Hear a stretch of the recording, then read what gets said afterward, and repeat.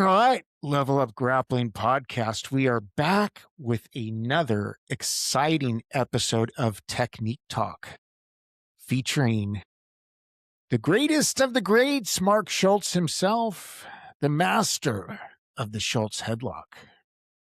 So, with this Technique Talk, I have tried to compile some really interesting questions for us. Some are a little bit vague, so I apologize, Mark. We're going to do the best that we can because when I pick out these questions, sometimes I've noticed people have a hard time articulating the issue. Yeah. And last what time. ends up happening is we don't have like video to go along with it. So it's not like a video question and they're saying, this is what's happening to me. So a lot of times where I'm reading this stuff and I'm like then trying to translate it into actual wrestling speak or grappling speak, so to speak.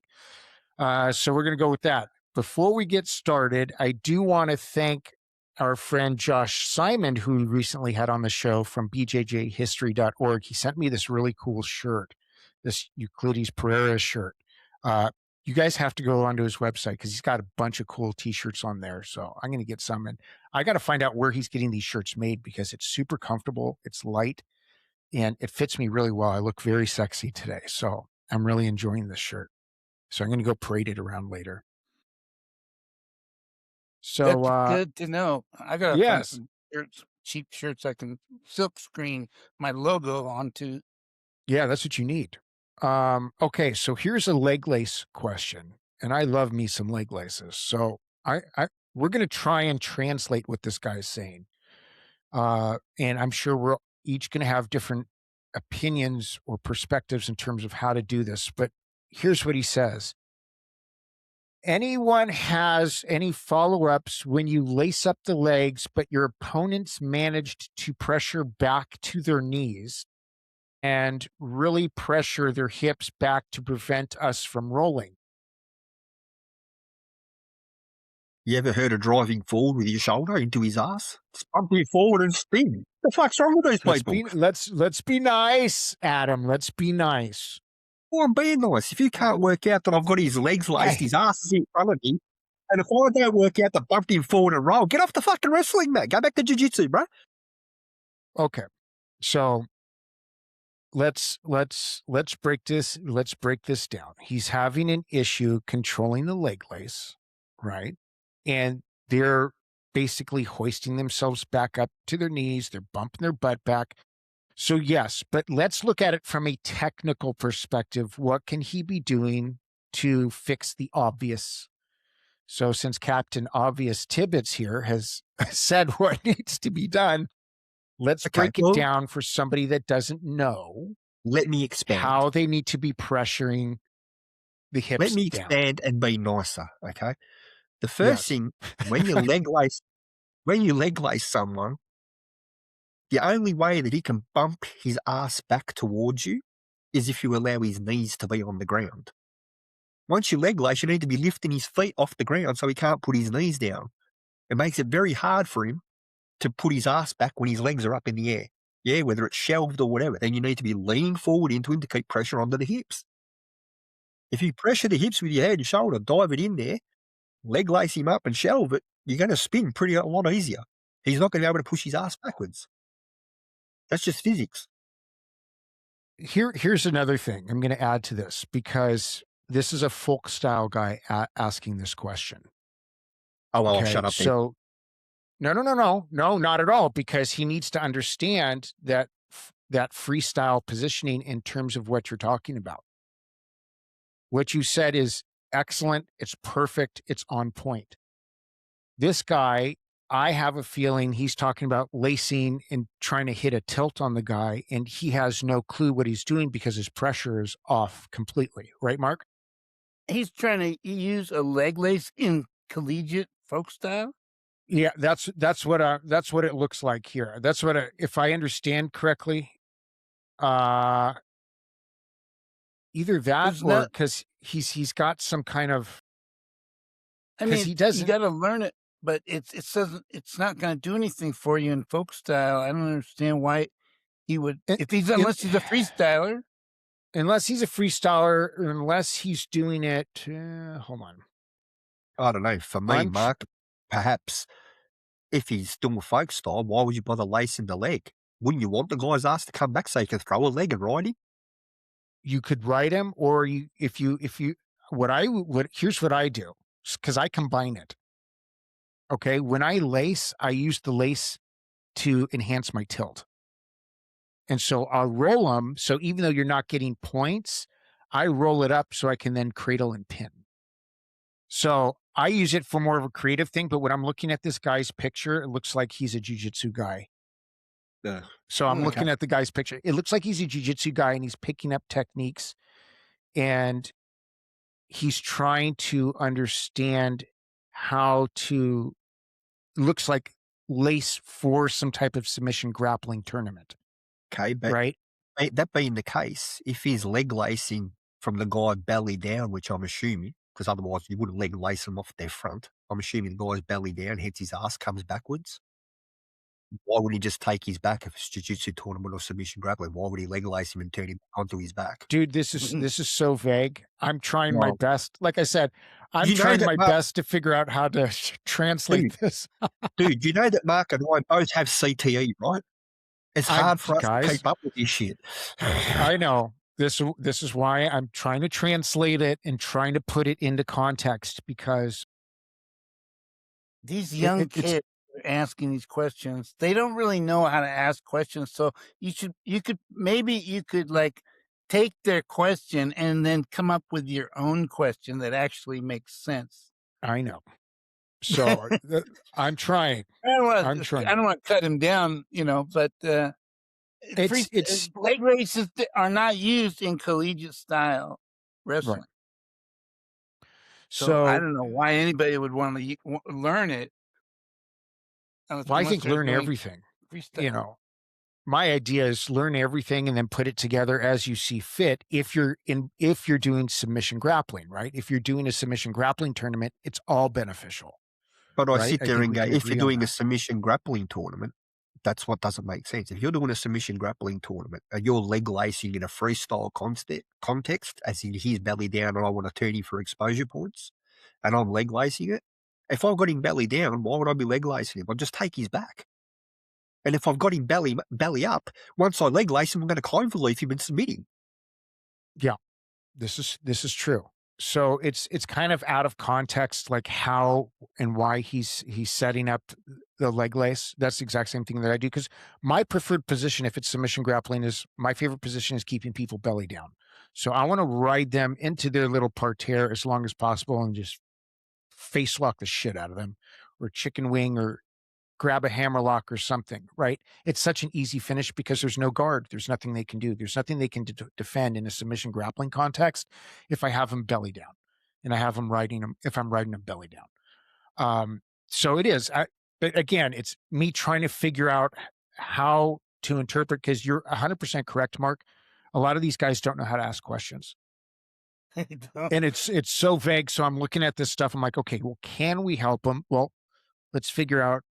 Obviously, number one is, as Adam was saying, you're not bringing the legs up and you're not pressuring them down. That's why it's just like your fundamental technique is wrong when you're lacing. So get back to work, get on the mat, and really start working how to set up a lace, how to set up the pressure, and how to roll.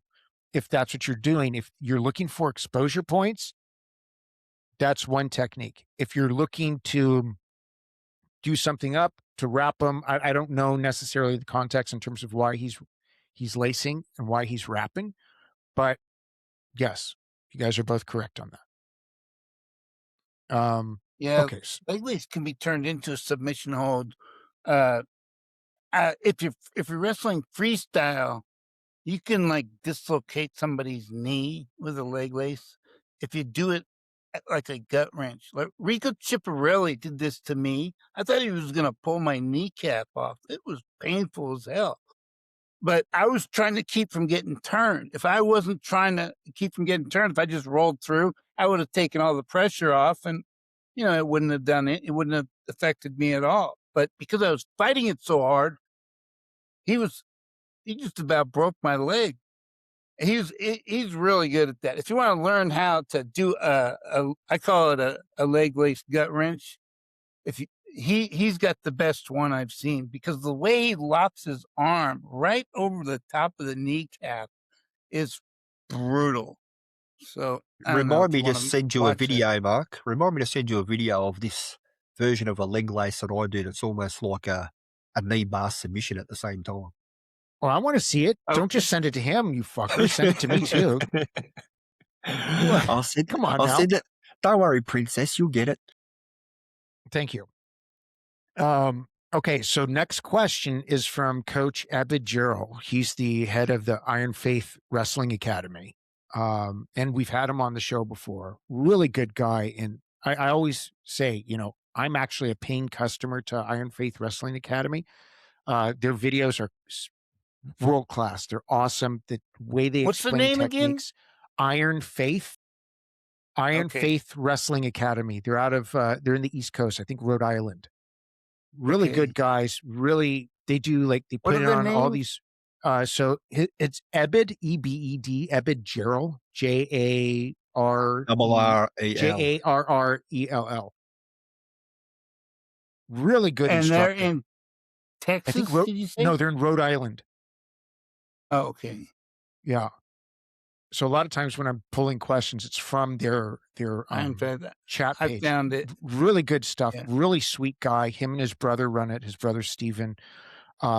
They do really, really good technique videos. Really clean, and I really like it. So his question was, what are some of the best skills from wrestling that transfer over to jiu-jitsu? So we can go broad and then we can go narrow on this, but Take down some top pressure. Well, if I'm looking at that, I gotta quit looking at this web page. Let me go back. Mark sidetracked. Look out. Yeah. I shouldn't have told you, Mark. You can look at it later. Where am I? Okay, hold on. Where's it? Okay, wait a minute. Get rid of some of this stuff. Damn. Okay, quit Google Chrome. Oh no, I don't want to leave. Well, do I want to? Okay, wait. You don't want to log yourself out. Okay, I'm back. All right, okay, cool. you're back. What was the question? Wrestling skills. What are some of the best wrestling skills that transfer over to jiu-jitsu? Oh, to jiu-jitsu. Well, the most valuable thing, I think, is, there's two things: the takedowns and then the conditioning. And I don't know how valuable Brazilian jiu-jitsu guys think takedowns are. For me, it's a whole nother world, but for them, it's also a whole nother world. So unless you've wrestled, you really don't know the value of that conditioning. Conditioning is really the key to winning fights. You can have all the technique in the world, but if you don't have the condition to execute those techniques, they're not going to do you any good. So that's the one thing that it's no secret. It's everybody knows this is what wins in wrestling. But the takedowns,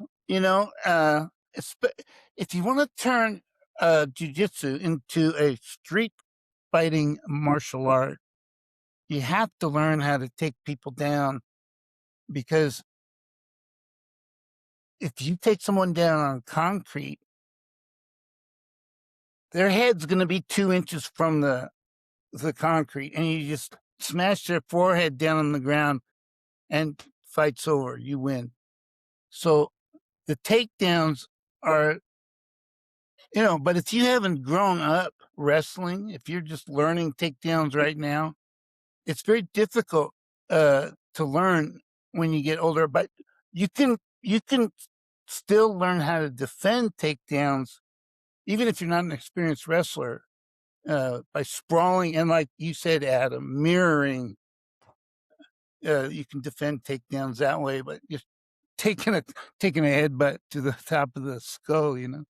I'll So, sacrifice my head. if you It doesn't shoot bother me. Look at this style. yeah. I've sacrificed it that much. Look at my head. I've sacrificed it that much now. What's the difference? The brain cells are already gone. You might as well That's just it. go all the way now.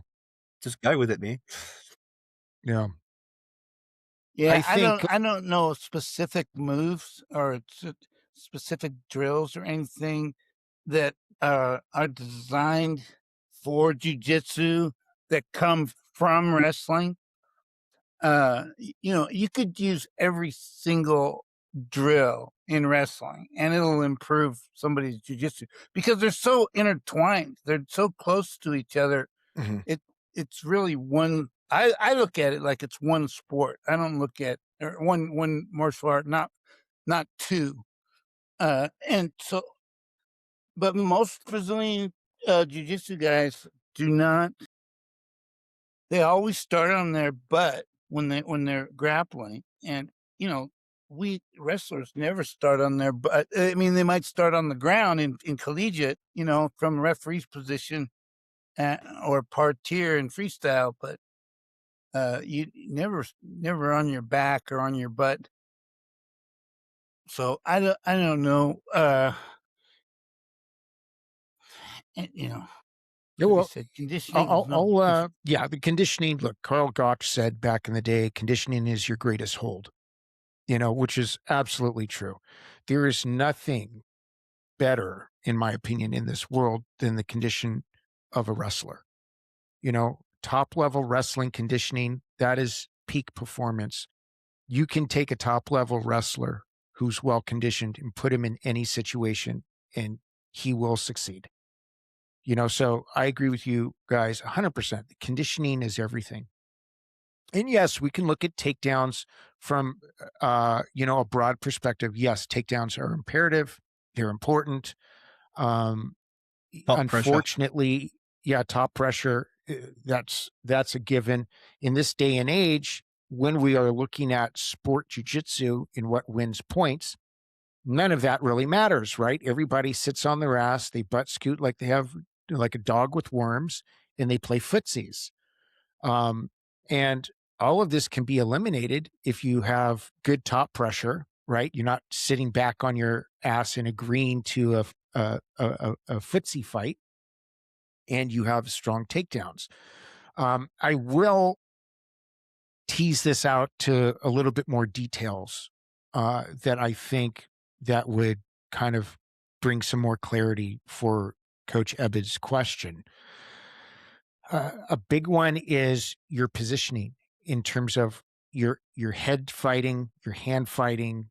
Yes, the top pressure, hip control, because the whole premise of jujitsu is hip rotation and extension. Because they spend so much time on their backs, the emphasis is so much time on the back and playing in the guard. Once you use a wrestling perspective to shut hip rotation down, there is no more jujitsu.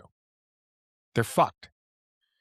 So if you learn the secrets of how to shut somebody's hips down, how to control their hands, and I look at how you control the feet when they're when I call it the cockroach, when they're in an open guard position and they're waving their feet around, I call it the cockroach. Look at that as your hand fighting their feet. Once you take that foot out of play, pin it to the floor, or rip it over, because we use a technique called the steering wheel. I rip them belly down. The minute you play cockroach with me, I'm going to get you belly down.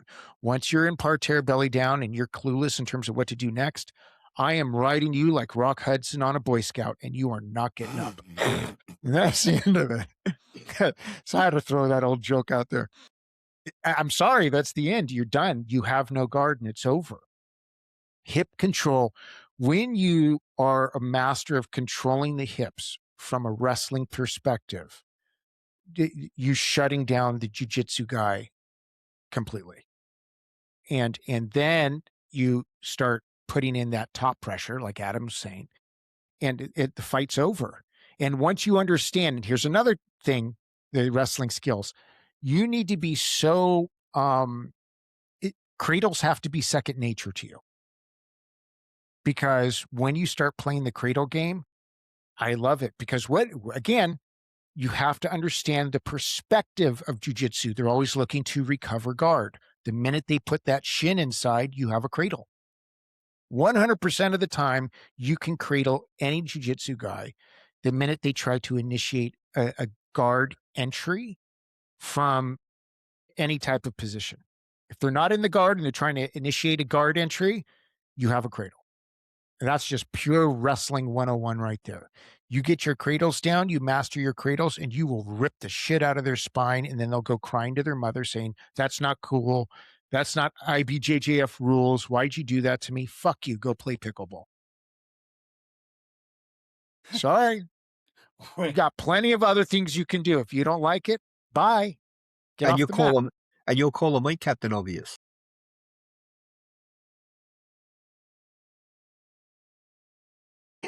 Well, Settle we need to down there, killer. articulate. Settle No. down there, killer. That's my favorite superhero. No, it's yeah, I woke up a little irritated this morning. So, yeah, these are things that wrestling skills will 100% translate to shutting down jujitsu, right? And especially learn a couple techniques, submission techniques, you're good to go. Yeah, look, I Go ahead, also Adam. think something that's very big that translates from wrestling to jiu-jitsu really well is the wrestler's mindset. As we've talked about before, we don't agree to positions. We don't. We don't agree to sit on our butt. If you try to put me on my back, I'm fighting it. If you try to put me on my belly, I'm fighting it. If you try to take me down, I'm fighting it. Whereas I see a lot in sports jiu-jitsu and modern jiu-jitsu, and again, it's not bagging jiu-jitsu. I love jiu-jitsu, guys. I really do. People think that I don't, but I do. Yeah, I And we're all spent 20 jujitsu black belts. The three of us Yeah. here, we're jujitsu black belts. So it's Yeah. we're not coming But- from not investing in that sport or investing Yeah. in that art. Been there, And done look, that. I do love the art, but and I can say this from a position of experience, yeah? The wrestling mindset of not giving an inch at all, yeah, if you want it, you gotta come and get it. Yeah, I'm not giving it to you for free. Nothing's free in wrestling. In jiu-jitsu, it seems to be. They will agree to a position. We'll both sit on our butt. Yeah, or you go on top, I'll play guard. Is this agreeing to positions? That's different. It's a different mindset to wrestlers. Wrestlers won't give an inch. You get nothing for free in wrestling.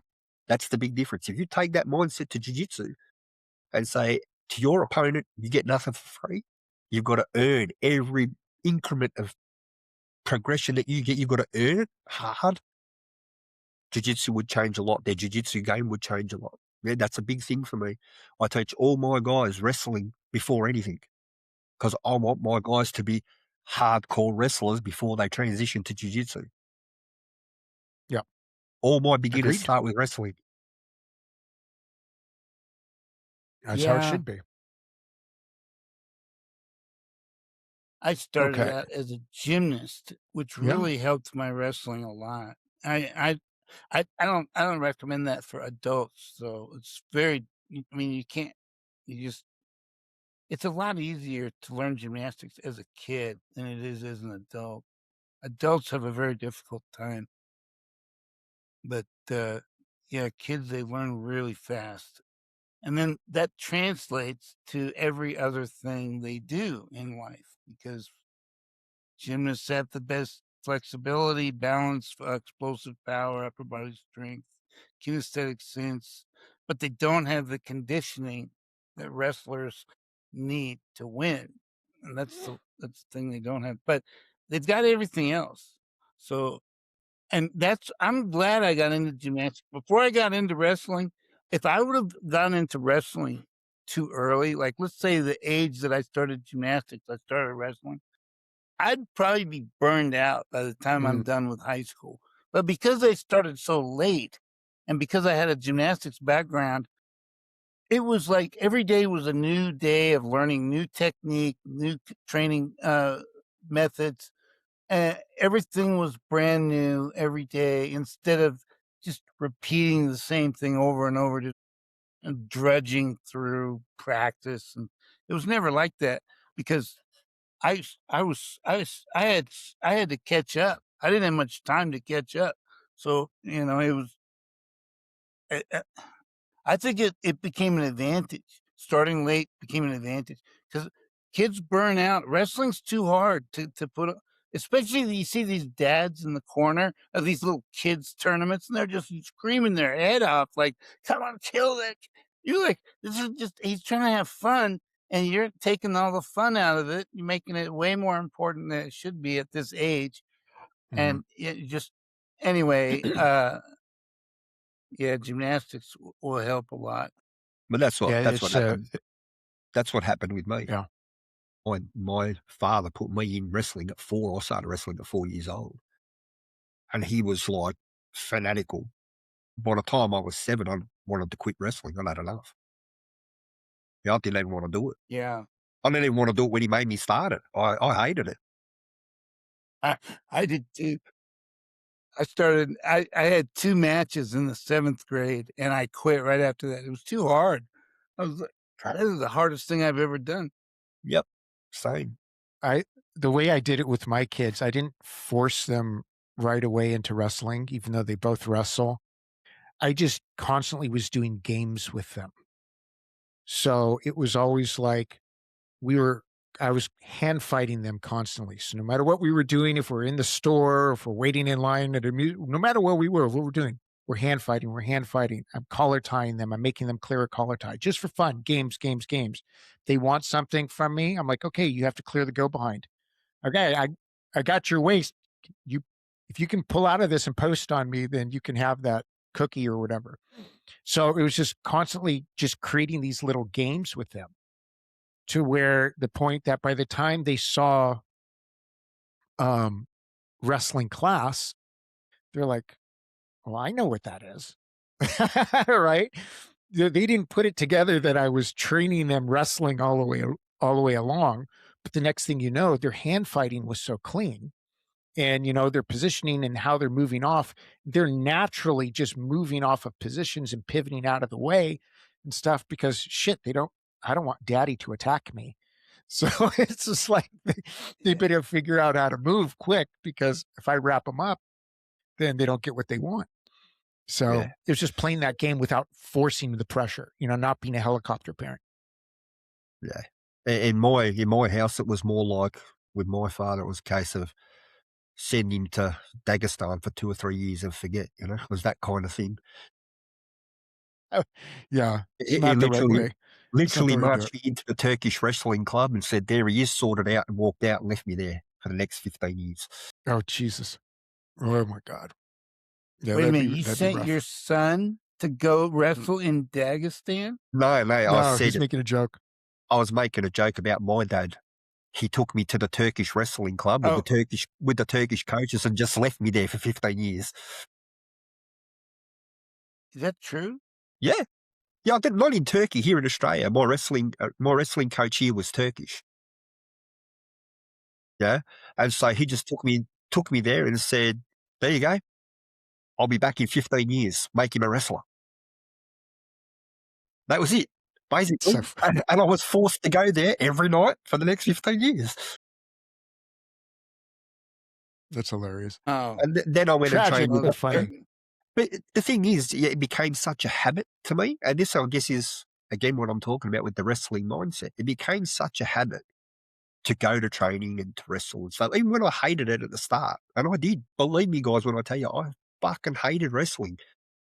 Like when I started 4, yeah. 5, 6 years old, those first 3, 4 years, I fucking hated it. I didn't want anything to do with it, but I got forced to go there.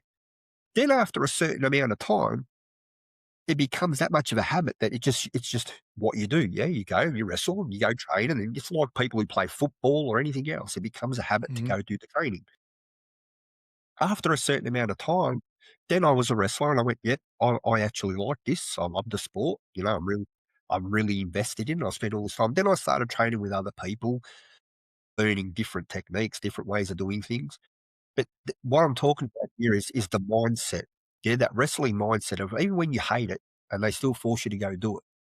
It's that same indoctrination, I guess, for want of a better term, is what translates from wrestling to jiu-jitsu or any other form of grappling. That indoctrination of, I really hate this, but I know I can do this. Yeah, it's that mindset of You know I'm the giving. boxer? Calzaghe, you know Yep. him? Yep. He's got his dad's the jazz musician. He said, the definition of discipline is doing something you hate like you love it. I was like, I yeah, that's was very about disciplined then, my Mark. life. I was very disciplined. I'm the poster child for discipline. So here's another question, and this is one of these questions where I know we've talked about this a lot, but we can never overemphasize talking about this because this is mission critical. Here we go. I have trouble with hand fighting. I get that the point in hand fighting is to clear your opponent's ties and to get your ties, but everything I clear, or I think he says, oh, every time I clear their ties, they just get a new one. No shit. I'm so distracted with trying to clear their ties that I get pushed out and allow them to set up their shots. Could it be, and he's asking some other things, but okay. He says basically, I'm so confused with this concept. Any help would be appreciated. What's the concept? Hand fighting. He's not understanding how to be successful at hand fighting because he feels that every time he tries to clear something, they just get it back again. And then he does it. So he feels like his hand fighting is ultimately, he feels like his hand fighting is very defensive. And then as he's distracted with trying to clear ties and whatnot, they reposition themselves and then they shoot on him or they push him out and he feels like he's playing catch up, basically. So, Yeah, when Channing Tatum made that movie Foxcatcher, and I trained him.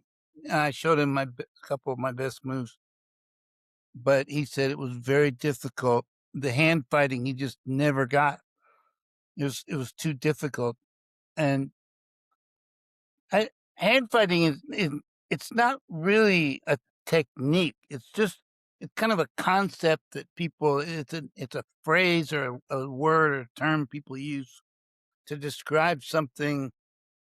It's more of a general concept. It's not like a specific technique. I didn't do a lot of like collar ties like we were talking about the other day. I would like keep my hands back and I would put my forehead into his face and push him around like that. And I didn't want to give him one thing I did, I used to do two things, and they're very simple. You club him over the head, and that, one time doesn't work. So you do it again with the other arm, and that doesn't work. So you do the other arm. Pretty soon you're going like this. You're hitting his head now. And then, he pops his head up, and now you're doing the reverse. You're hitting his arms up with your forearms. I'm either going like this or I'm going like this. It's like that's like the egg beater and the reverse egg beater. I think for me, if I can tip my 2 cents worth here on hand fighting and the way I teach it to especially my beginner wrestlers, I try never to teach my wrestlers to straight line butt heads. And I don't mean that in the sense of don't attack in a straight line. I like to teach my wrestlers first off, as they're starting, to cut angles, cut to the outside of the person. Okay, so someone collar ties me, I'm snapping it off into a Russian. Yeah, I want to get to the side. Then I can shoot and do my attacks and stuff like that, or snap them down to a front headlock. I'm clearing and we call it a wrist snatch. Yeah, I'm either wrist snatching inside, I'm wrist snatching up, I'm wrist snatching down into arm drags. For me, hand fighting is only complicated if you stay in the one position. If we both stand in front of each other with our heads touching and we're both gripping ties and clearing ties and gripping ties and clearing ties, of course you're going to be there forever. Yeah, you're both doing the same thing. You're both trying to clear it away and trying to get your own. For me, I literally just snatch a wrist and pull it across my body, get them off on an angle. Then it's hard for them to retie. If I get them across on an angle and get into like a Russian 2-on-1, my head jammed into the pocket under their chin and really grinding the point of their jaw at the back end, I'm grinding it while I'm pulling their arm down. It makes life really uncomfortable for them. Yeah, they're not thinking about hand fighting anymore. They're thinking about, shit, get your head out of my chin. Jeez, that hurts. And I want to grind that. Yeah, and then as they start to turn around or reposition themselves, then I'll shoot. That's a good move where you drive your head into the Yeah, TMJ yeah, joint here. I yeah. had a I always, heavyweight that did that to me, and it cracked my TMJ, and now it cracks every day. whoa. This was like 30 years ago. Yeah. Yeah, it's painful. It sucks. But I mean, for this guy, whoever's asked, guy or girl, I don't know what it was, whoever's That was the asking that guy. question, Yeah. a simple thing is like, as Mark said, keep the elbows in, keep the hands in. Somebody grabs a collar tie, snap it off onto an angle so you can get outside the person.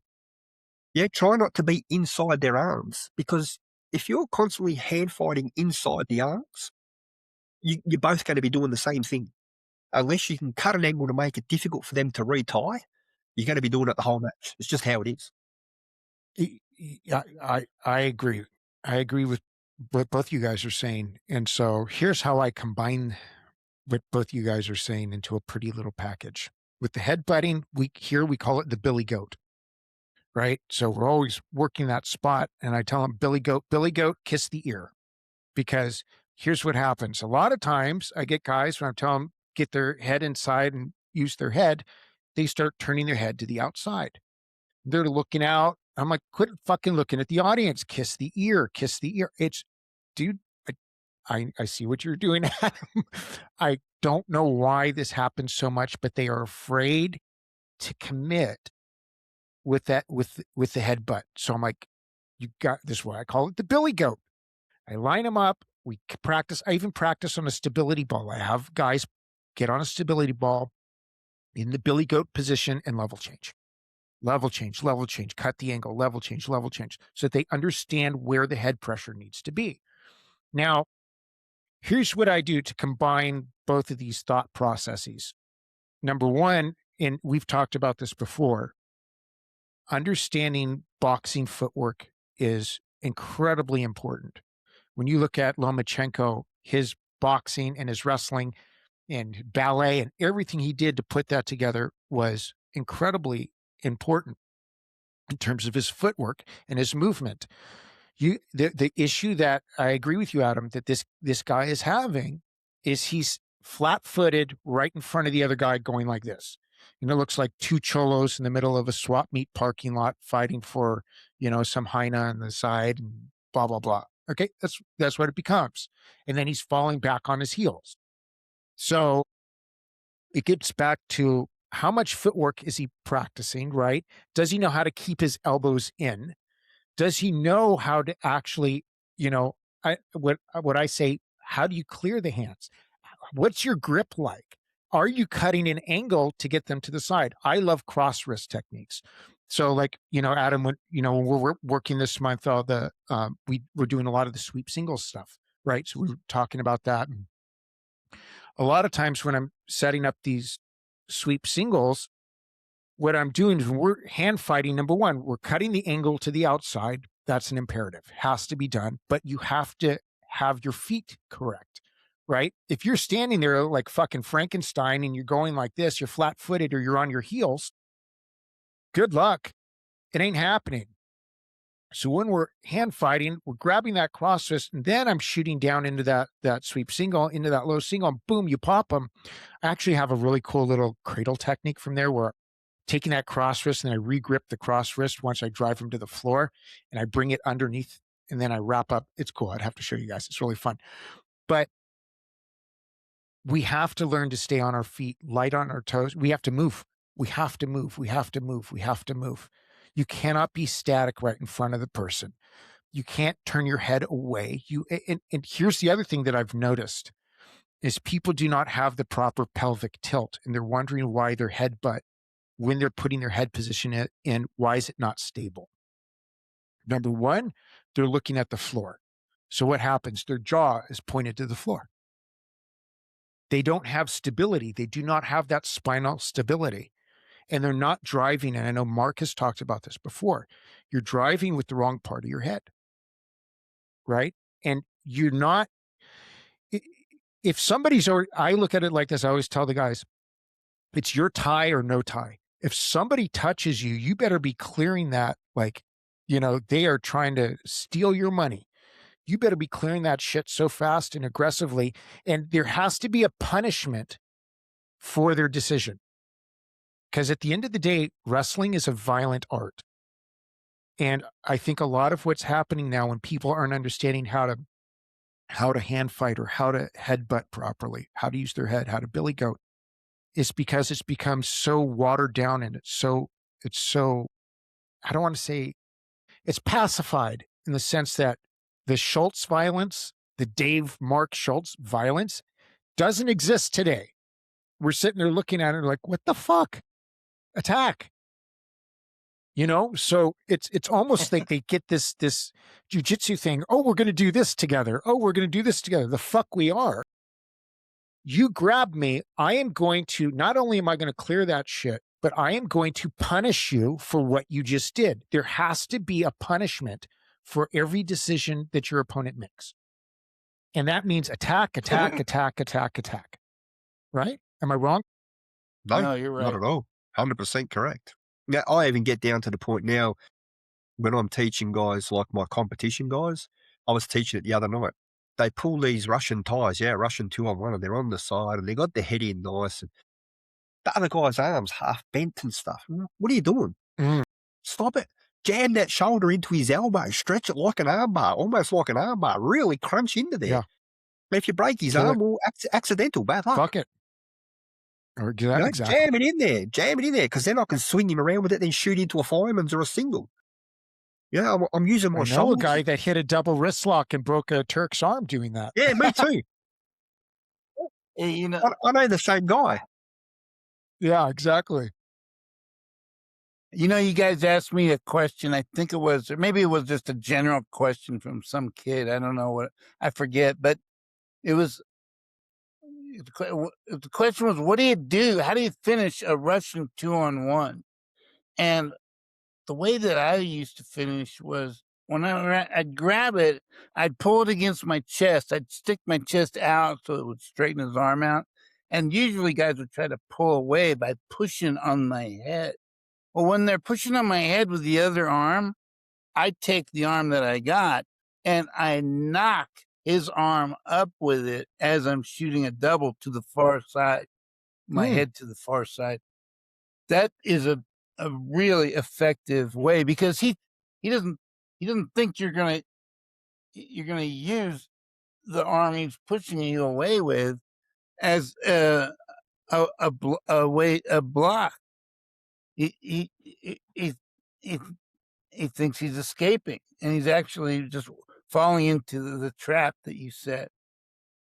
So one of my favorites. You can see me do this on Rico Chiapparelli in that music video. I do it to him a couple times. We need to get a link up for that music video, Mark. We need to get a link for that music video for people to I'll send you that. It's on YouTube. It's just called Total Violence. Yeah, that's the name of it. Total Violence. I've seen it a million times. It's I watch it regularly. The song is called "You Spin Me Round" by Dead or Alive. It was real popular back in the early 80s. I remember that song. Yeah. That Boy George wannabe. A little too gay for me, but I'm a metal guy. But yeah, I remember it was very popular. Hey, I didn't keep grappling gay, I used to love that song. So this is true. I mean, in response to you, Mark, with the hand post against the Russian 2-on-1, like my favorite technique for that, and it's my setup for I use it all the time and I catch everybody with it because they don't expect it. I'll do the same thing, push the chest out, basically bar their arm across your chest. As soon as he reaches for that head to push off my head, I do an arm lace shoulder throw. So I've got my Russian here, I go over the top of that one that's pushing my head, sweep it under, hook in and just shoulder throw them. I catch people all the time with it. all the time. They just don't expect Do it. you switch your grip when you do that? No, so if I can move back here a bit. So I've got my 2-on-1 here. He posts here. Yeah. This one goes up, grabs it, sweeps it underneath. So I'm basically lacing his arms like a leg lace. So from my Russian here, I go over the other one, sweep it under, and bring my shoulder up, grab it here, and shoulder throw it. I've got a video of it. I'll send it to you. Yeah, I'm curious. It's almost like a Seonagi then. Drop Sayonagi. Yeah. Or you could do standing. I mean, I'll do both. It just depends on what I can get. But I prefer for comps and stuff, I prefer to do the standing because it's high amplitude, 5 points. So Brian, do you have a black belt in judo or any experience in judo? We both do. And you both do. Yeah. Both black belts in judo. I love judo. It's so valuable. And I was obsessed with judo when I was a kid because it was one of those things, growing up in the 80s in the San Fernando Valley, I was watching all these, martial arts videos, right? On Sundays it was Kung Fu theater, Saturdays or Sundays Kung Fu theater and all this stuff. And we had the World Book Encyclopedia. Then when my parents had the money, they bought the Encyclopedia Britannica. And in this encyclopedias, there was a section called judo/karate, right? And so I would just study it, and then I would have my mom take me to the library and I get these judo books. And the judo school, here's the thing, what's different, I think a lot of people don't know this, but at least in California where I was, and I'm sure this is probably in the rest of the United States, you didn't have judo school open 5-6 days a week with classes all day long. Like jiu-jitsu schools, it's like all day, every day you can go get a jiu-jitsu class, right? Judo school was like maybe once or twice a week. You go to class, you do your drills and this and that and the other thing. And it's a very different setup. The pricing is very different. So I would just study the books. So I'd go to my class, it was, I don't know, maybe 15, 20 minutes from the house. And for my parents, that was a big sacrifice because we would only have one car, right? So we would always have these jalopies, the shittiest cars. And I remember one of the classy cars that they had was this 1978 Ford Granada that would honk every time my mom made a left turn, right? And it wouldn't stop honking until she made a right turn. So it would honk for miles until she was able to make a right turn somewhere. So the two places that it would always be where the judo school was set up, that it would be honking like crazy. She would turn left into the judo school and be honking. We were like, oh, Brian's here for judo class, or at school, dropping us off at elementary school, and everybody be laughing, ha, ha, ha, Susie's here. And it would honk, honk, honk all the way around until she turned right out of the parking lot. But I digress. Yeah, the judo, it's so applicable because it's just such great wrestling. The hardest thing for me when they took the leg grabs out of judo, out of competitive judo, I never followed that rule set because, I wasn't competing. So I was like, I didn't care, so I was like, even when I have judo guys come visit me these days and they're really good black belts, they're like going, well, what are you doing? Why are you grabbing my legs? Or why are you cutting that angle? Why are you doing this? Why are you doing that? I go, you follow those IJF rules. I don't. It's the same thing with IBJJF, right? You say something's IBJJF legal, I could give a shit. I'm going to wrestle fuck you no matter what the rule set is. I'm just going to do everything, right? So when I was coming up learning judo, we had leg grabs. And now, me too. Right? They don't. Yeah, I hated I it think when they did that. It was like, why you just made judo a less effective martial art? Why? Did you do Absolutely. that?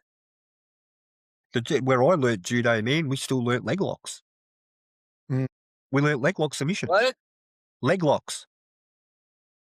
They banned them? No, I learnt them in judo before I ever did jiu-jitsu. Yeah, I learnt it. Same with judo? me. Yeah, from judo. I learned my first. I I learned my first ankle lock from judo.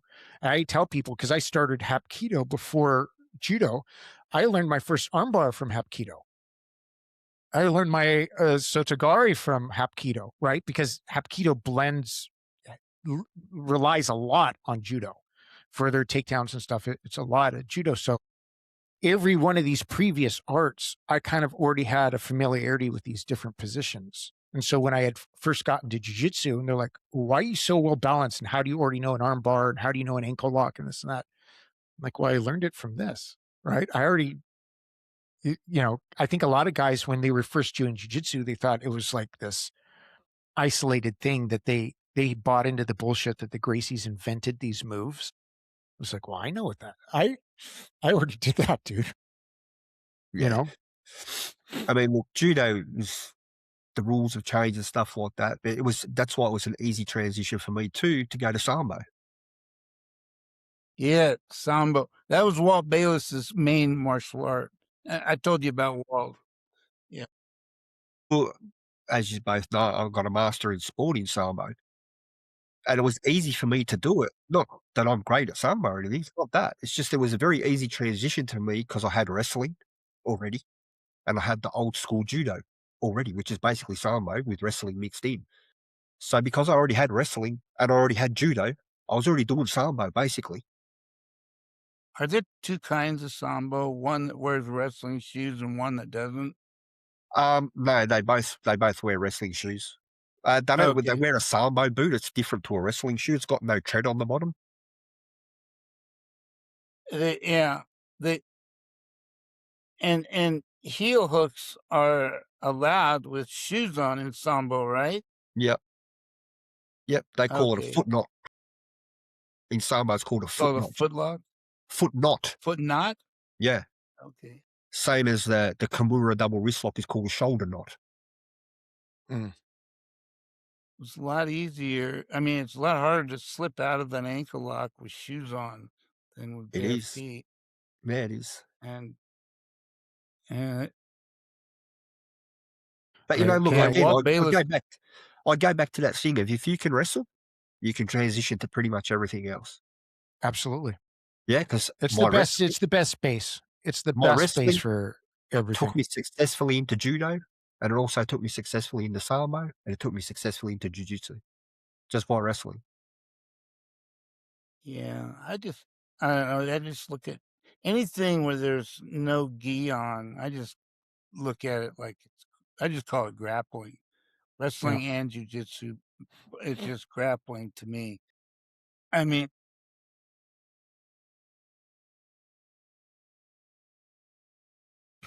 I don't know.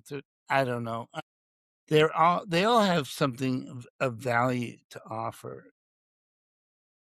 The idea now that we've combined the best takedown and conditioning of wrestling with the best submission holds of jujitsu, gi and no gi, the punches of boxing, the knees and elbows of Muay Thai, and the kicks of Muay Thai. Those four martial arts, now we know if you combine those four martial arts together, that's the most effective martial art there is. A lot of people thought back in like the 70s when I started wrestling that there was one martial art that was superior above all the rest. Everyone thought it was Jeet Kune Do, like Bruce Lee's thing, but it's not. It's a combination of those four martial arts. And wrestling, like you said, wrestling's got to be the kind of. Even my Brazilian Jiu-Jitsu instructor agrees with that. That wrestling's got to be the foundation. But I argue with him. I said, but you got to have submissions. Wrestling without submissions it's okay, but it's not great. Wrestling with submissions is great. Well, that's where catch wrestling comes in, right? Yeah, It's that's what it is. It's just another yeah. word. Yeah, it's just another word. All right, so we got another question here. Yeah, I hit me. got these new contact lenses, and now it's just like I can barely read. It's so strange. If I don't have my contacts in, I can read up close, no problem. But these new contact lenses make everything blurry. So bear with me, guys. So this I guy bet has a that's the question. question. Oh Go my ahead. God. I'm reading this thing like 6 feet away from my face. Okay. So this guy has a question regarding short, strong, explosive opponents. So he was watching this guy who's going to have to wrestle in a tournament. He's short, stocky, strong, and explosive. He likes to move around a lot and easily snaps lanky opponents into a front headlock. Hmm. When they pop up, he shoots a double or single onto their exposed lower body. And he says, like, I'm lanky for my weight class, and I'm worried this guy's going to do this to me. So, what would be the best way to handle somebody if he's like taller and lankier, short, strong, explosive opponents? Yeah, I So, was probably the shortest, strongest, most explosive opponent in my weight class. And I had a hard time with guys that were really long and lanky and stayed away from me. I was kind of short and I didn't have long arms or anything. So I would like reach for my opponent, grab him and pull him in, like body lock him, just get him to tie up with me somehow. And if he's not going to do that, then I'll keep him away with my head. But long guys that stayed away from me and would shoot from the outside, kind of like Cale Sanderson does, they gave me the hardest time. So there's your first bit of advice. Yeah, stay on the outside and shoot from distance. First part. Secondly, I guess, for me, if he's wrestling the short guy, squat deeper. Yeah, squat deeper. Make you change your level a bit lower. Yeah, don't be so upright. Probably don't be looking at the mat. Yeah, and the reason I say bend the legs a bit more is because I can keep my eye level a bit closer to him rather than having to look down on him if I'm so much taller. The minute I'm looking down, I'm easy to snap. Don't be leaning over your feet like I see so many people do. They're leaning over their knees and toes. All these things are going to make it easier to snap down. And also, I look and go, if he has a front headlock, yeah, and people are popping up and then he shoots, why are you popping straight up? If he's got a front headlock, why are you not popping out to the side and doing a go behind or shooting yourself for a single? Yeah, you should be attacking. You shouldn't just be popping up and hoping for the best. If you're going to do something aggressive. Offense is the best defense, according to the school of Schultz. Just beat him Well, up. Adam, when I showed you that near knee block spin behind, Yep. did you try it where Yeah. you wrapped your leg around the guy's arm and then did the half Nelson on the far side? Yep. That was great. And then you pulled the wrist away from the head? Yep. That was Okay, great. I didn't know if you. yeah, That I is want to see that. yeah, Send I'll it to me. show- I'll, Yeah, I want to see. it, So it's real.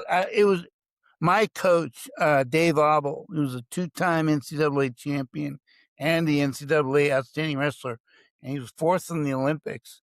And he taught me this move when I was a freshman in college, but it looked so boring and so like it was no flash to it. It was just like, spin behind. It's just looked boring. And so I didn't want to learn it. It was too boring for me. And then like 10 years later, I rediscovered it, and man, is it effective. And there's so many ways to submit people from there, and it's a great series. I'll show it to you either when I go to Brisbane or LA or something. It's easy to describe. Adam did it almost instantly after I explained how to do it. But And so it's I it's can actually explain in it. total violence. You actually do it in total violence. There's actually a bit of a I clip in do it. it. Yeah, I don't do the submission hold, but I No. do the spin behind. Yeah. Matter of fact, I did it on the thing I like about it is I don't know if you remember that match in Total Violence where I'm wrestling this really hairy dude with dark hair. Hairy dude. That's Vladimir Medesian. I called him Hairy Guy just because he was so hairy.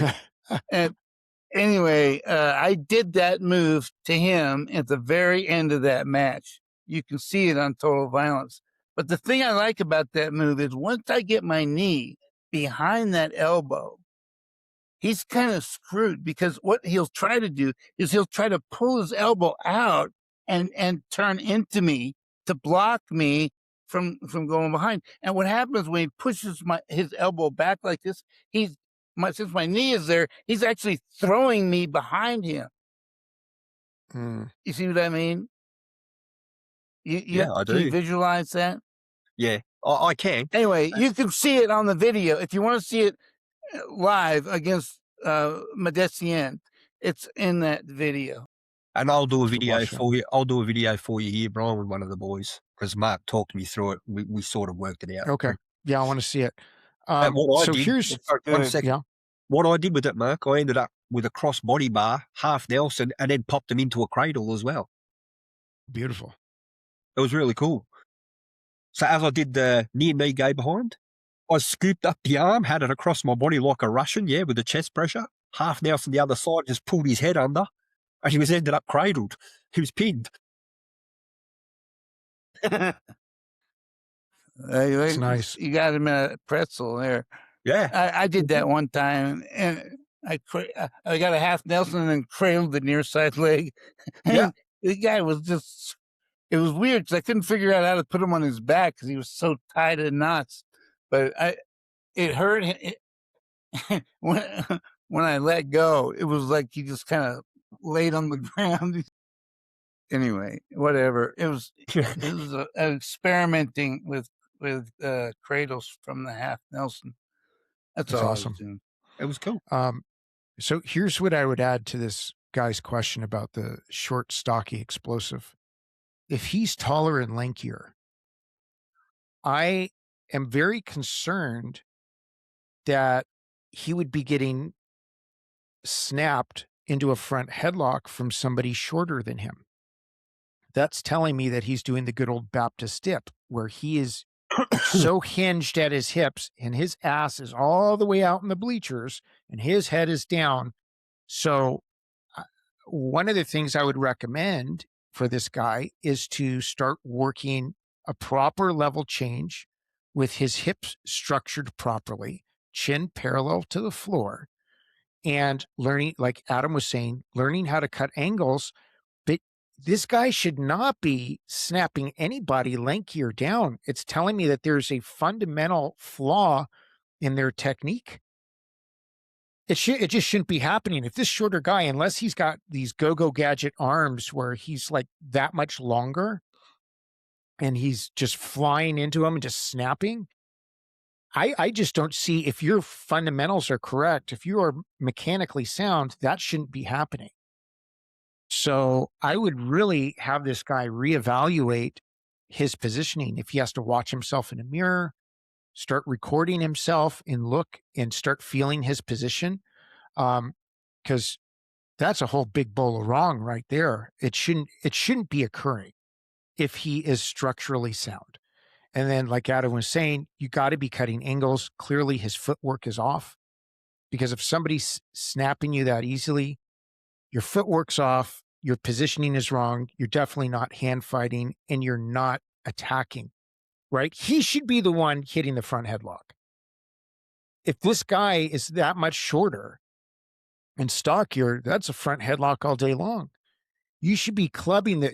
Mark has said, I don't know how many dozens of times now in multiple episodes, you should be clubbing the shit out of these guys.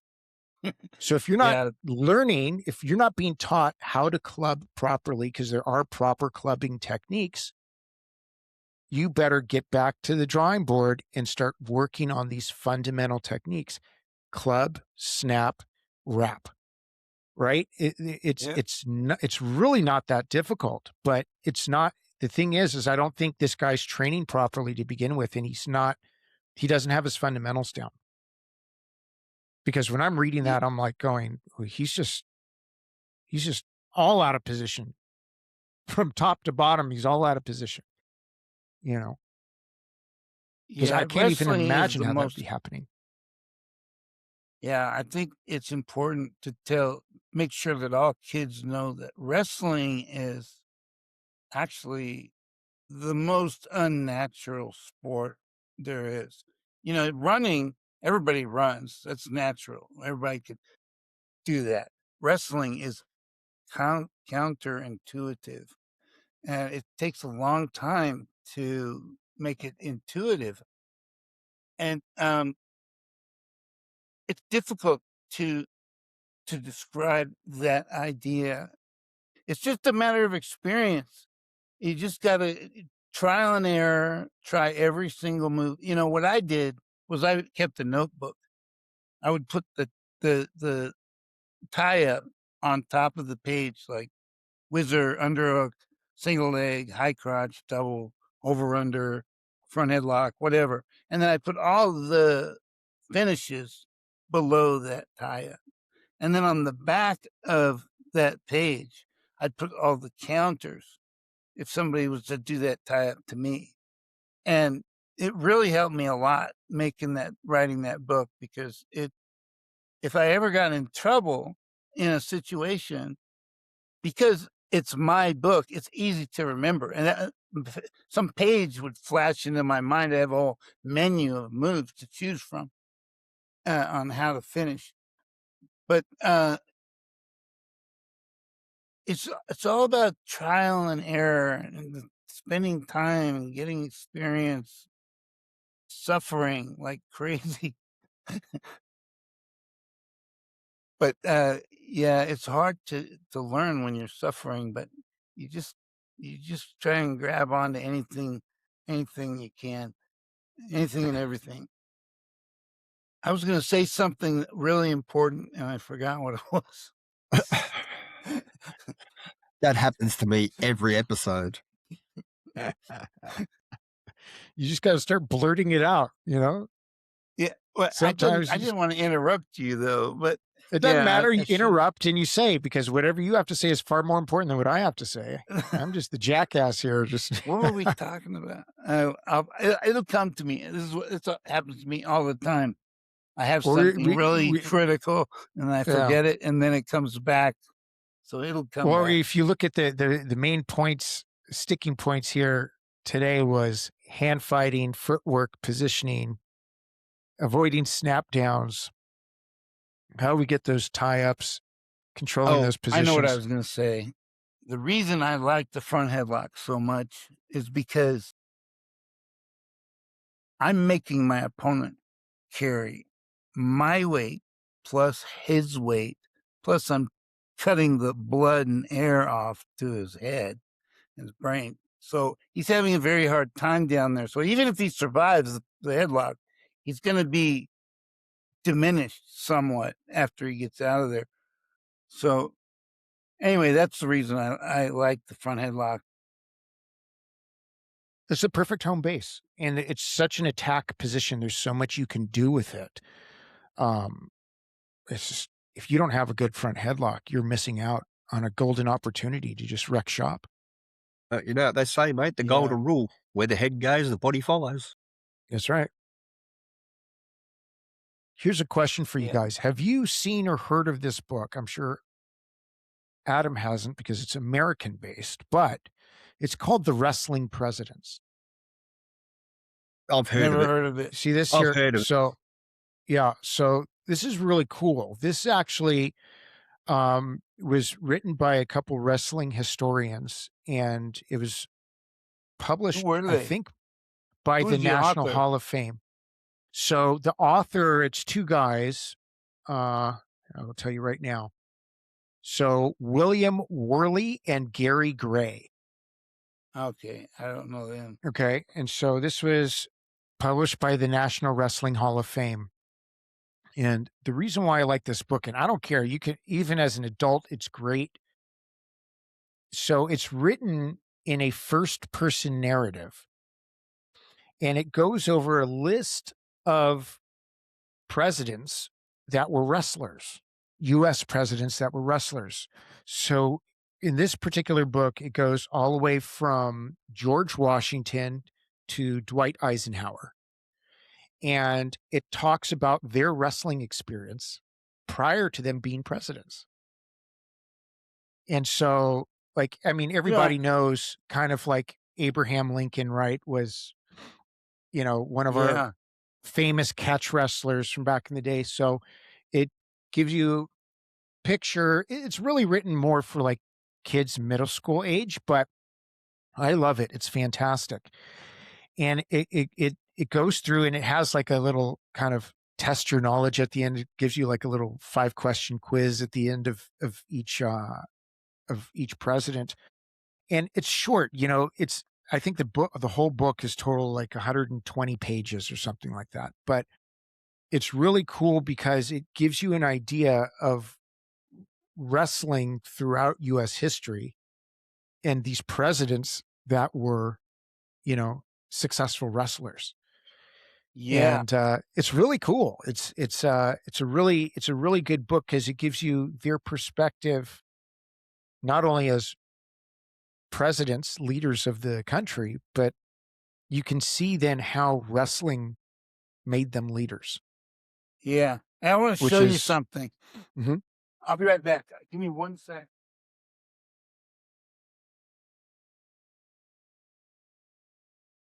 If he remembers to come back, he will. He will. But there's so much to it. When we start looking at all these questions, I think it really comes back to the same thing. People need to get to the fundamentals. And people are ignoring fundamentals for fancy moves and stuff like that. All right, what do you got, Mark? See this? Yeah.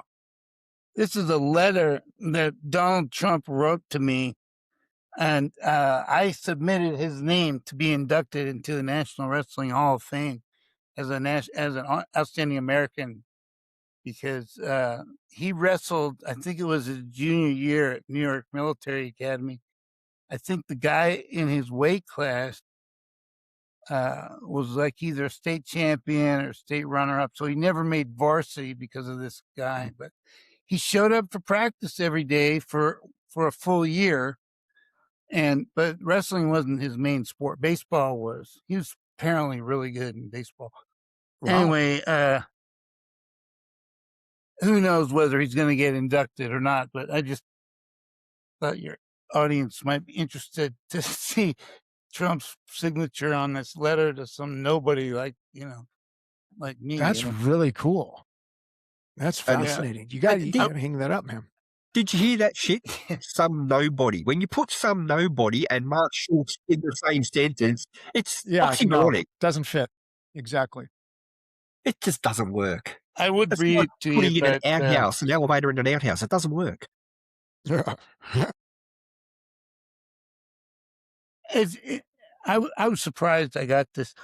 Surprised he sent me. I was at the NCAA sitting next to Henry Cejudo, and some girl from Trump's entourage came and got Henry because he was doing some campaigning for Trump in Arizona. So he wanted to say hi to Henry. So this girl comes over from Trump's entourage and says, "Hey, Henry, come with me. I mean, bring you down to the president." So they take off, and I had a letter that I had written to Trump asking him if I could submit his name to the Hall of Fame. So I ran after them and I handed the letter to the girl and I told her what it was. Apparently it got to him and he sent me this back. And so he's in the queue for nomination. Whether he gets in or not is just a matter of the votes now. But I think that really helped. I think wrestling helps everybody. It just grounds you in reality and pain and suffering. Yeah. Oh, Yes. Mark, you know what I was going to ask you? Have you seen that show, Real American Freestyle? I haven't yet, no, but It's really cool. Yeah. I mean, so here's the thing, and I think they're really screwing up on this. You have to subscribe to this channel, Fox Nation, to get it. So it's subscription based, but people put matches on YouTube all the time. You can see it on YouTube. So I haven't seen any of the full events, but that's their fault. I'm not paying for another subscription service. And this is something that could be even bigger than it is. They just need to do what UFC BJJ is doing, put it on YouTube, you know, You want to get an audience, that's what you have to do. You got to put it out where it's accessible to people, not put it behind so many paywalls. We have too many paywalls as it is globally now to watch things. But the matches that I've seen were really good. One of the reason I was thinking about this, you brought up Henry Cejudo. So Henry Cejudo just wrestled Uriah Faber and tech Oh, falled him wow. on that. Yeah. Tech fallen? Hmm. Oh, yeah. Well, Uriah's not a great wrestler like Henry. He's a great MMA fighter, but he's not a great Yeah, wrestler. it's a different level of wrestling. And it was basically the same move over and over again. He just hit this low single every time, grabbed his foot, pop down, boom. Yeah. So it's a quick match, but it was good to see Henry out there, doing what he does best, just wrestling and stuff like that. I hope he's done with MMA. I don't want to see him fighting again. Especially after Yeah, what he's that, done. that last fight, that one I saw against him and Rob, um, that was a clinic, and I didn't like seeing that, just emotionally, not taking it away, on a personal level. Yeah, it was great technically, but you got to know with all this stuff, like even Adam was saying about veterans leagues and stuff like that, you got to know when your time's up, and and just move into your next phase, go into coaching, leave it's at the end of the day, fighting, wrestling, stuff like that. These are young man sports. When you put your time in, there's only so much your body, your neck can handle. Adam walks around with a broken back, broken neck, broken everything else. It's like CTE, all these things. Okay, you got to know when this is like Father Time's telling you, you're done. Put it on the shelf. Now help others. You're out. But it was nice to see Henry out there getting that win, looking good, technically beautiful. You can see the match on YouTube. That's how I watched it. But yeah, I really am enjoying the Real American Freestyle matches, but they should be wise, not put it behind a paywall because they're limiting. I know they want the revenue, but they're limiting the exposure by not putting it on YouTube where it's accessible for everybody to watch. Because sorry, I'm not going to pay the $8.99 a month for these events every 3 months. Ain't happening. So And is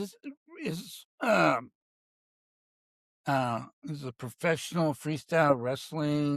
yes, Is that what it yeah, is? Is yeah, that the one that Hulk Hogan tried to start yes, before he yeah, died? Okay. yes. And so it was Hulk Hogan, Eric Bischoff, who used to run the WCW, and a few other guys. And it's cool. At first I didn't think it would go anywhere because I don't know, Mark, do you remember Real Pro Wrestling that came out like 20 years ago? They tried doing the same thing. I do. Ed Bannock wrestled in one of those matches. Yeah. And it didn't catch on at all. But still, I mean, you have all these amazing wrestlers. So I'm glad to see any format where wrestlers get the exposure that they deserve. I really am. I think But just no, sorry, go Brian, but ahead. I think a big No. thing, like we have the guys here watching it as well, which is interesting. Even the guys over here are watching it. And I think this is kicking off as opposed to the one 20 years ago for you guys. I think it's kicking off now because people are starting to realise the benefit of wrestling through MMA. Yeah, before wrestling was a community, a very tight community. If you think about it worldwide, I mean, compared to things like soccer or football, whatever you want to call it, the community is much, far smaller worldwide than, other sports. Now people are starting to realise, especially even in countries like Australia and New Zealand, where there's not a huge wrestling culture, it's a very small community. People are coming into wrestling now. People are coming over. Like our state body here has picked up 100 and something new paying members in the last 2 months. Wow. People So are when they actually have a when Australia has a state championship, is it the whole country competes, or is it yeah. just like Queensland and No, the whole country, somewhat? it's open to everyone. Okay. Yeah, we got wrestlers coming from other states actually, so it's good. What's the population of Australia? 28 million. Okay. Wow. So we have more in LA than we have than we have in Australia. Yeah. And here's the funny thing. Yeah, and I've said this before on the podcast too. It's a really interesting fact just to illustrate how small the wrestling culture is. 28 million people in Australia. I think at the last count on the list nationally of recognised qualified wrestling coaches is 31 or something like that. So it's basically That's nothing. one coach per million people. That's crazy. Yeah. That's And the crazy. thing is, a lot of wrestling gyms are still struggling to get wrestlers in. All these people join, but they join so they can have an extra grappling competition. Yeah, a lot of the Mm, people that are joining aren't actually wrestlers. They're jiu-jitsu guys or whatever, MMA fighters that are just coming to have some more basically opportunities to compete. And it's a good thing for the sport in the sense of revenue, but it's not a good thing for the sport in the case of quality control. You know, mm, it's two sides. It's a double-edged blade. that's I crazy. should move to Australia and implement folk style wrestling in all the high schools and have We've like, talked about you this, know, Mark. We've talked about yeah. this. I'm What here. what I'm waiting. I'll pick you up at the airport. You know, you can crash here for a Get on while. it, We'll Mark. find you a house. You know, get you a house He's got sorted out. kangaroos for you to pet. You can go hang out with the kangaroos, wrestle those kangaroos. He loves it. There you go. Absolutely. All right. I So let's really wrap like this up. Australia. Don't forget our sponsors, guys. Okay. So what do we have? SpartanCans.com.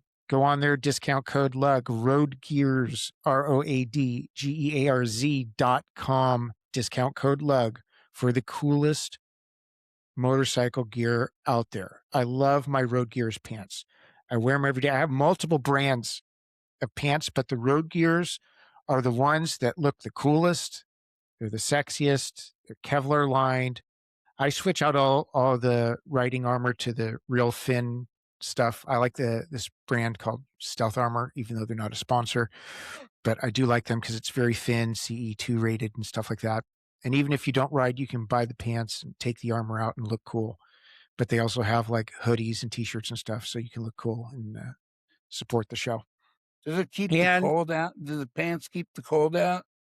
now, what I have to do with that, I just wear a base layer underneath. So I have like thermal pants I wear underneath if it's cold out. But here in Orange County, it doesn't. I have the cold. We have Yeah. colder days, right, where it's like in the 50s and stuff like that. But yeah, it's not too bad. But I was saying to Adam a couple of weeks ago, I was riding down from LA back down to my house, and it was late at night. Real funny story for you guys, real quick. I'm sure the audience will enjoy this. So I was up in Beverly Hills meeting with some clients. The funny thing is, I roll up on my Harley's loud. I roll up to the Peninsula Hotel, which is one of the most upscale hotels in Beverly Hills. Okay. So you go pull up, and it's just all Bentley, Rolls Royce, Lamborghini, Ferrari. And here's this biker guy coming up, boom, and they're like, get that thing out of here. I'm like, can I just park it on the side? I'm just going to be here for a few hours. Like, no, you got to park it all the way down at the bottom. I'm like, oh, shit. So instead of just going home the way I would normally go home, use this. I usually, to record my miles for all these Harley Davidson contests, I use the app.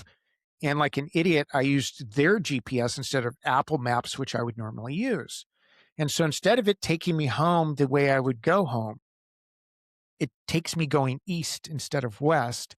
So I'm going to, for people that aren't familiar, Beverly Hills is smack dab in the middle. And then if you go east, you're going down from the 10 to the 5. So it took me 10 east, and I thought, okay, I'm going down the 5. And it was telling me, but there's always traffic at night, as you know, in LA. So it puts me on the 110 freeway, which is not an area you want to go. Okay. So I'm going 10 east to the 110. So all of a sudden I'm going through, almost touching Skid Row, going through downtown LA. And then it's telling me to get off at Martin Luther King Jr. Boulevard and telling me to turn on Figueroa. And I'm not going to do this because I'm like, I'm not shopping for hookers at 9:00 at night.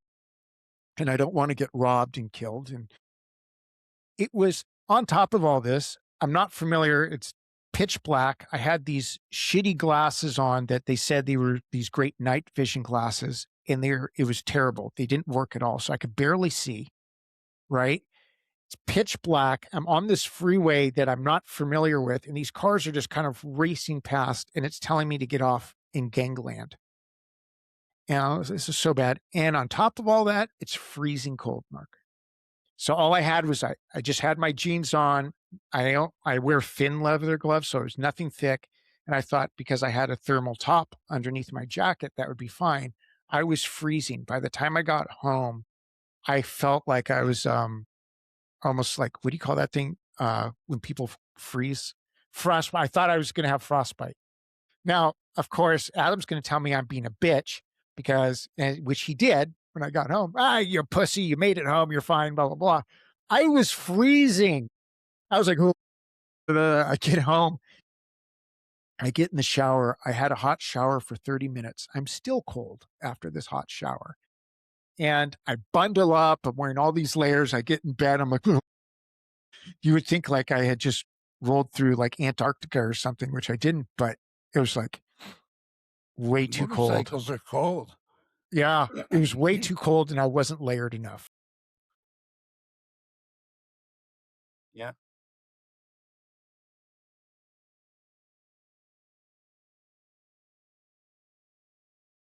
Bit of Australian advice, mate, and you need it. Yeah, have a cup of concrete and harden the fuck up.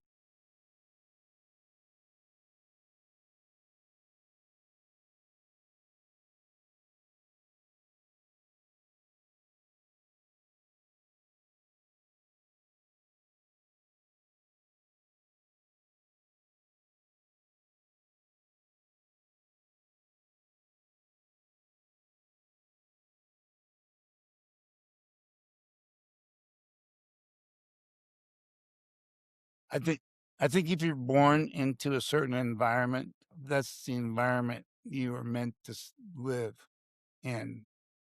I know that's not what happens, but I think that's just a theory. I could be wrong. I don't.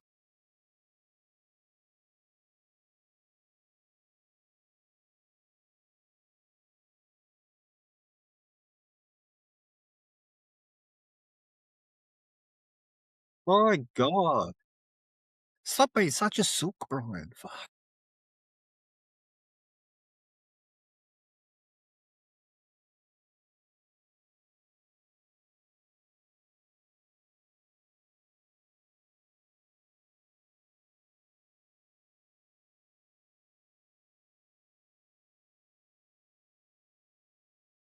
What city are you in, Brian? Okay. All right. Okay. I'll be traveling down that way. I'm sure. I'm going to go to the World Championships. I think they're in Vegas next year. So I'll be going down through that area. So if I go through there, I'll drop by.